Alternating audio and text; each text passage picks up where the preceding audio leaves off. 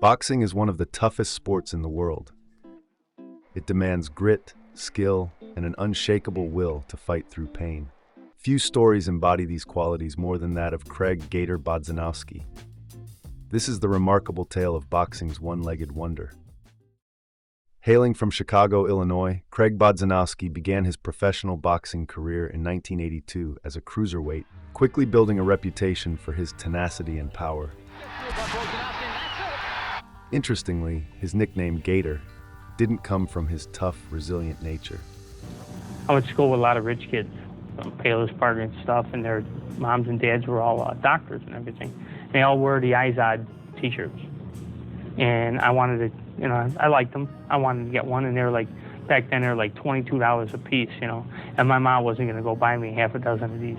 So my dad just took up tattooing, and I got the Gator tattooed on my chest. I cut holes in my t-shirts, and my mom sewed up around them so it wouldn't fray or anything like that. And I had a permanent Gator t-shirt, and they started calling me Gator back then. Within 2 years of turning pro, Craig had amassed an impressive record of 13-0, with 11 knockouts, positioning himself as a rising star in the boxing community. Congratulations once again. Oh, thank you very much. But in 1984, at just 23 years old, Craig's career came to a crashing halt. He was involved in a horrific motorcycle accident after a car pulled out in front of him. The damage to his right leg was so severe that doctors ended up amputating the leg below the knee. He was given a choice by his doctors: go through a 2-year rehabilitation period that could include 12 operations to save the foot, or amputate and use a prosthesis the rest of your life with only 70% use of the leg. Amazingly, Craig chose to amputate. To me, I felt if they said 70% for the average person, I knew I could get 90% out of it or more. I really felt that way about myself and still do. And I said, adios, cut it off. As soon as this surgery's over, I'll be working out here, and I will box again. When told he should sue the driver of the car that hit him, Craig showed his ability to take things in his stride as he responded with, "I don't have a leg to stand on." Craig was not like most people. Defying medical expectations, he embarked on an extraordinary journey to return to the ring. So we had him go through a very stringent examination. We had 4 or 5 doctors. I think it was 5 doctors. They checked him thoroughly. The specialist that was with me that, you'll never box again. And what gave him the right to say I would never box again? Fitted with a prosthetic limb, he underwent rigorous training to adapt his boxing style. His determination culminated in a triumphant return to professional boxing in December 1985, less than 2 years after his life-changing accident. Competing with a prosthetic leg presented unique challenges. Traditional footwork had to be modified, and balance became a critical focus. Despite these obstacles, Bodzianowski's punching power remained formidable. He's backing up, and when he's having to move in different directions.